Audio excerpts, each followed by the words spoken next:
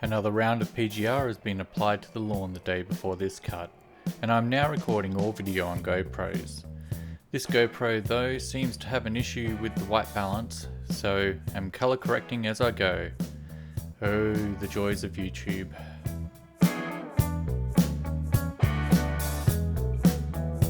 G'day, and welcome to another video from Dave V Lawn.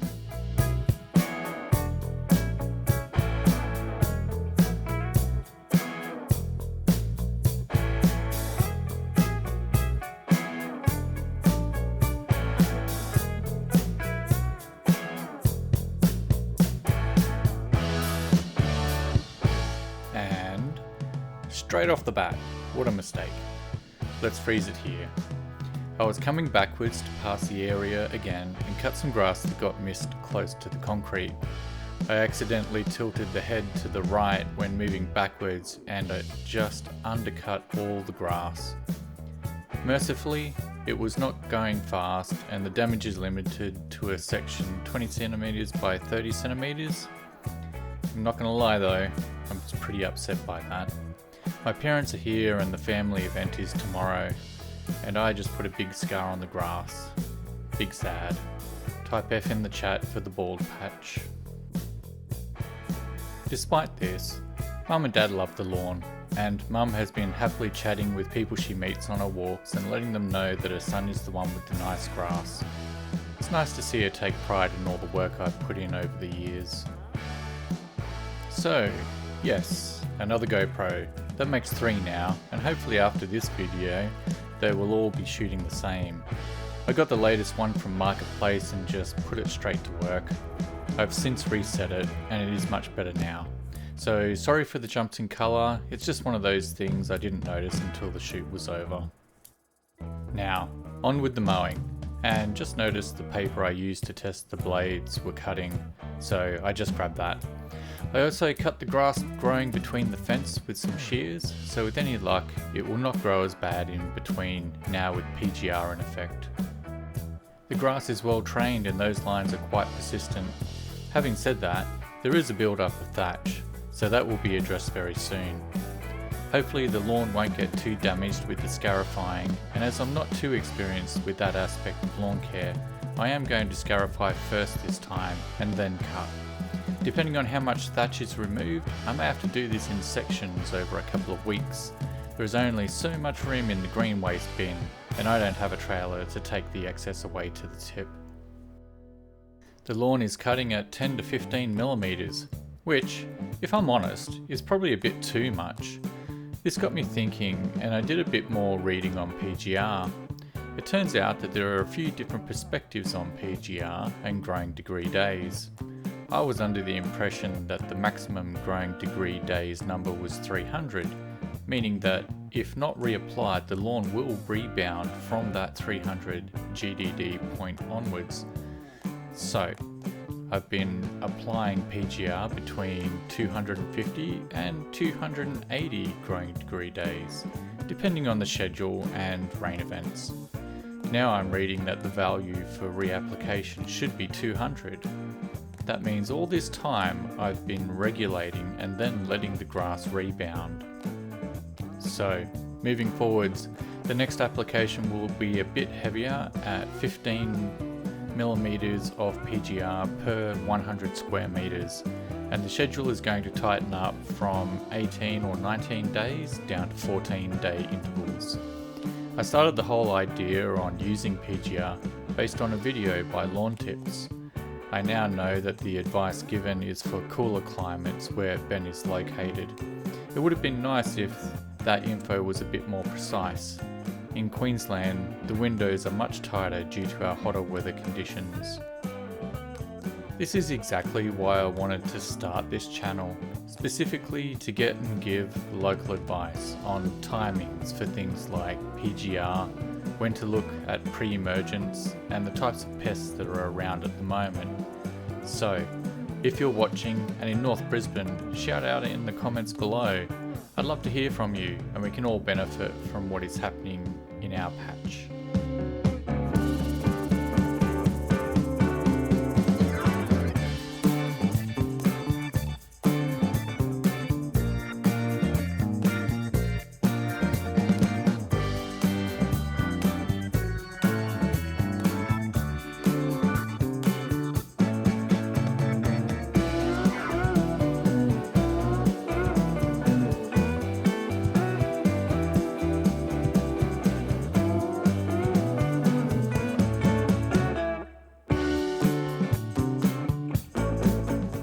At the front, this area of grass is probably the best.